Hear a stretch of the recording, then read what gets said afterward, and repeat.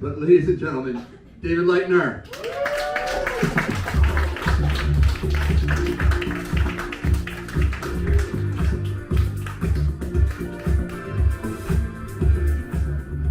So, if you didn't hear, it's Barry's birthday.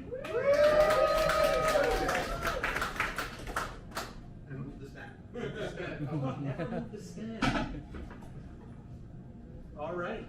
So how do I start here? So successful, intelligent, creative, caring, loving, hilariously funny. But tonight's not about me. So, I can spend a lot of time talking about Barry's great qualities that he has, but really what fun would that be? Plus, if you know Barry, chances are he's already told you all about them. So let's do something different here. Let's air out some grievances here. Kind of like Festivus, or no Seinfeld fans here. Festivus, or as Barry's family calls it, just another day. So speaking of Barry's family, they lovingly call him a big know-it-all. And I think that's totally untrue. There's a lot of things Barry doesn't know. He doesn't know how to be quiet. Modesty is really not in his game. And, this just in, apparently even his wife mentioned that there's a lot of things he doesn't know, if you know what I mean. Sorry, Barry. But let's face it, Barry's loud and he's proud, and there's nothing wrong with that. But it's a bit surprising when you think about it, because Barry's a middle child, and he has some of the attributes of a middle child. For instance, he honestly believes that his mom loves his younger sister the most, and I think that's very far-fetched. Aside from her telling him that, there's nothing behind it. So here's the thing. All kidding aside, I know Barry's mom loves him very, very much. Otherwise, why would she call him Pussycat? And you like that one? I think he's more like a lion, but Pussycat's a lot cuter. And think that just speaking about pussycats, I'd like to segue into a very important subject, and that's the Catwoman, which Barry already brought up. Thank you, Barry. So one of the first things that brought Barry and I together as young kids was Batman. We both loved watching Batman, and I'm talking the 70s version of Batman with Adam West. So Barry and I would have this, we would religiously watch every episode, and after each episode we'd have this ritual where we would reenact every episode. So, here's the thing, and Barry already referenced it, is that Barry always got to play Batman, and I had to play Robin, which kind of sucked. But then there was finally one episode that came up, that Barry knows about, that, where Robin finally had a good role, and this is where the Catwoman comes in.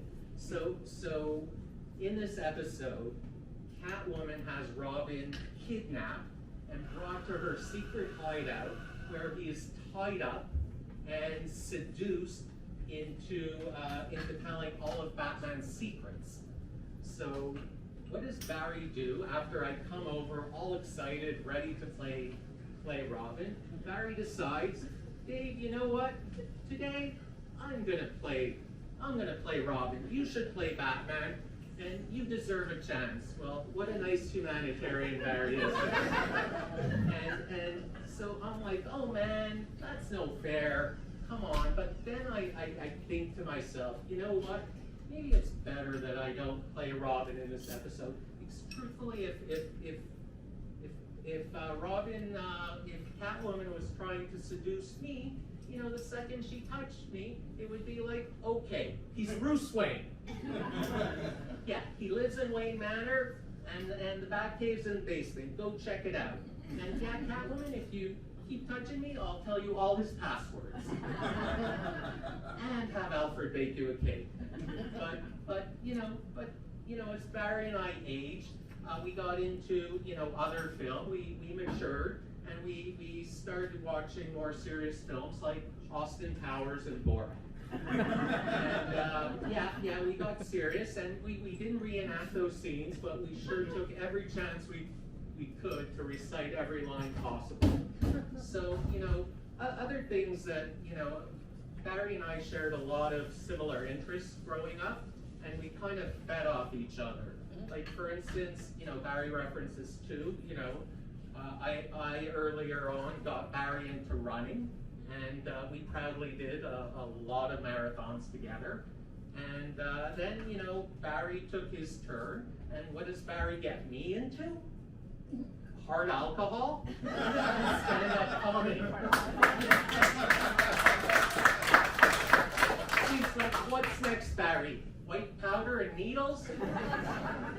So, and then I think, what if Barry was on hardcore drugs? And what if he really got into that? It would be absolutely awful, because Barry takes everything to the nth level. He goes all out in whatever he does. So Barry would probably end up accumulating more supply than Pablo Escobar.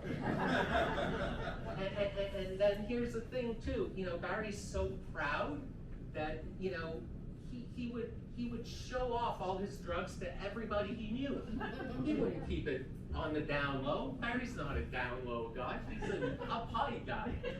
So even if the police would come over and say, sir, we have some suspicion of drugs in your house, Barry would be so proud of it.